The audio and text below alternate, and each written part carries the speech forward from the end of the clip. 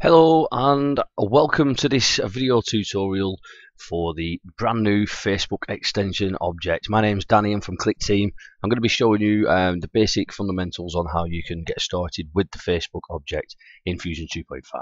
So I've opened Fusion 2.5 up here in a new application, and the tricky bit, what people are going to struggle with mainly, is creating the app on Facebook itself and then getting all the details over into their app. So I'm going to try and show you the best and easiest way that I can on how you can do that. Now, the first thing I've done is drop this list object in, and I've hidden it at start. And if we just look inside the contents of this, you'll see a variety of permissions. Now, the reason for this is because you might not want to have certain permissions in your app. You might not want to access their email, and you might not want to publish. So you can choose from read, publish, read and publish, email, read and email, publish and emails, and you can just, you can choose whichever one you want for when you come to publish your app.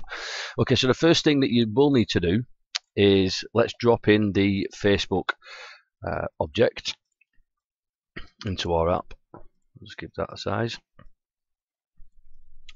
and let's jump over to Facebook itself. Now, if you go over to this URL, developers.facebook.com, this is where you can create your app inside Facebook. It just configures all the details for it. So if you click on apps and then add a new app, it'll ask you here what kind of app you would like to create. Now, there's a couple of ways you can do this.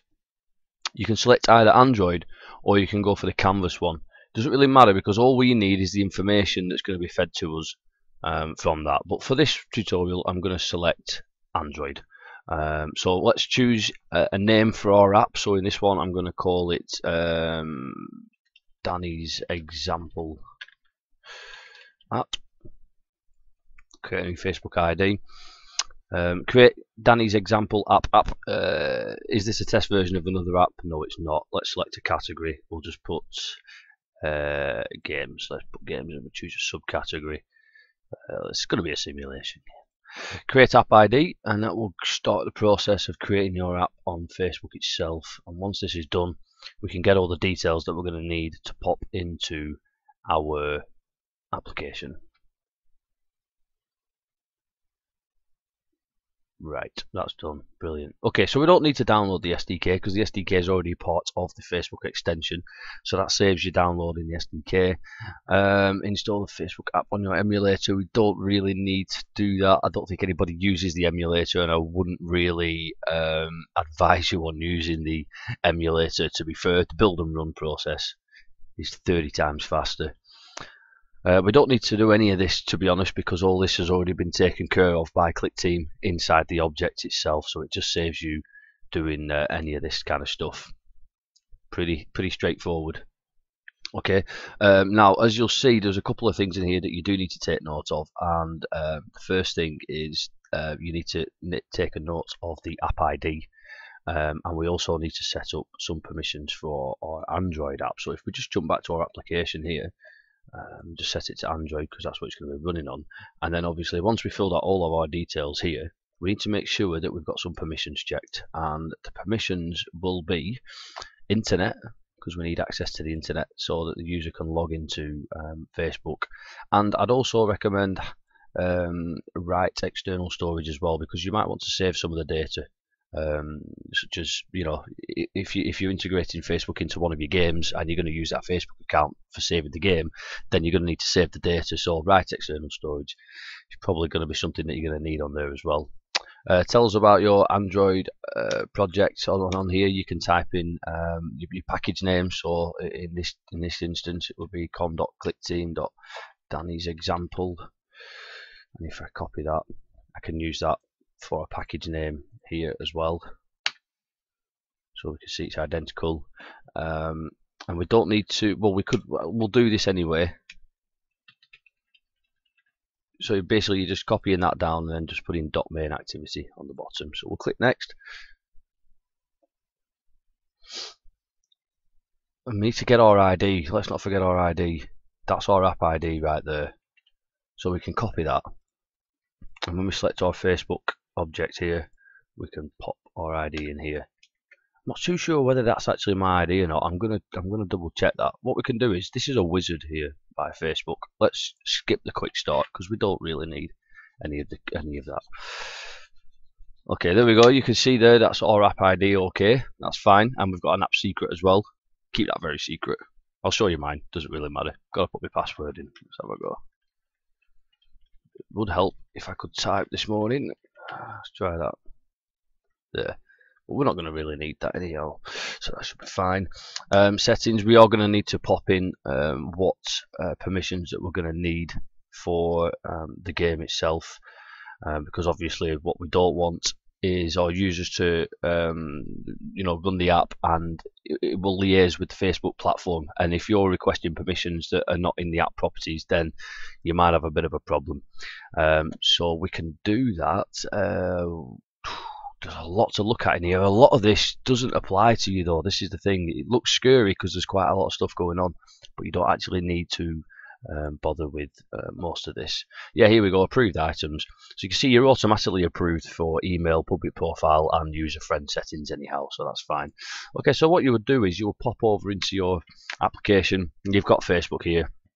So what you can do is jump into the event editor and start making magic happen. So what we could do is start a frame.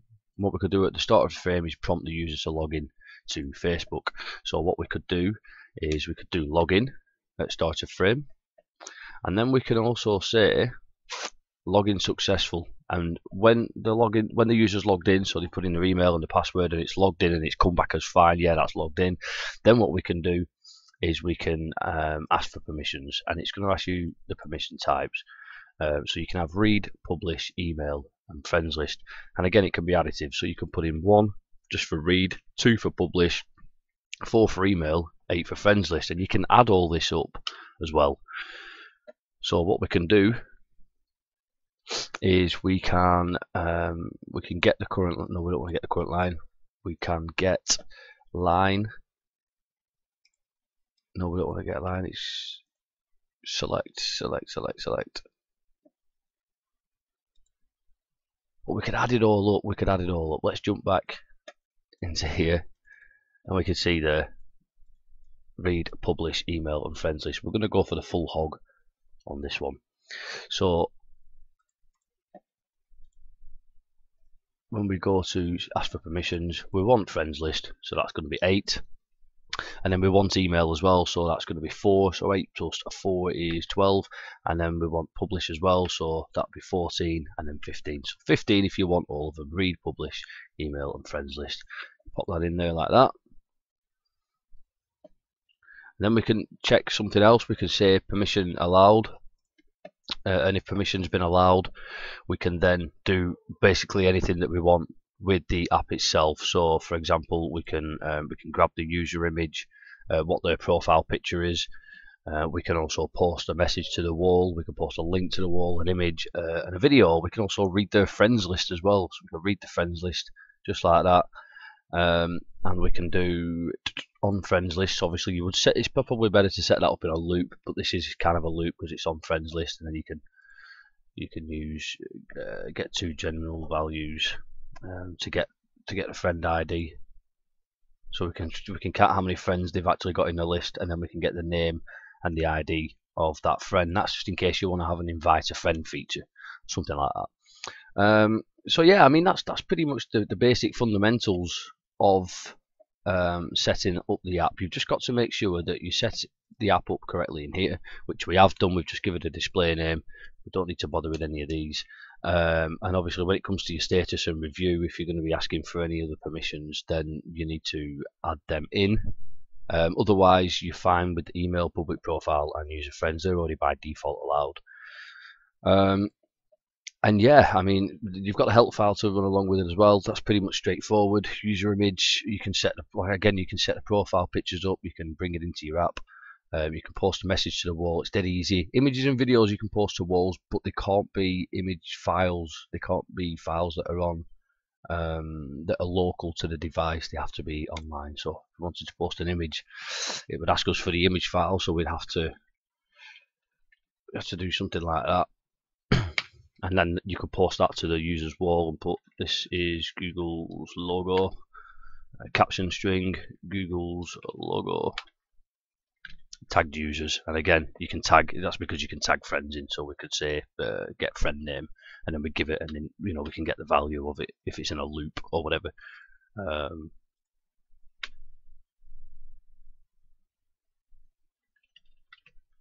No. 2. Get out the strings, Dan. Get out the strings.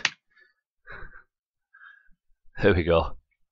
And again, it's a little bit tricky to show you here because I have to build and run this on an Android device, and I can't flick between the desktop and the Android device, but I'm sure that you'll get there in the end. And what I'll do is I'll try and improvise on top of this video, maybe on YouTube, to show you a little bit extra on the Facebook object. You've got the help file, which you can access from here. If you just click on help, it'll pop up here.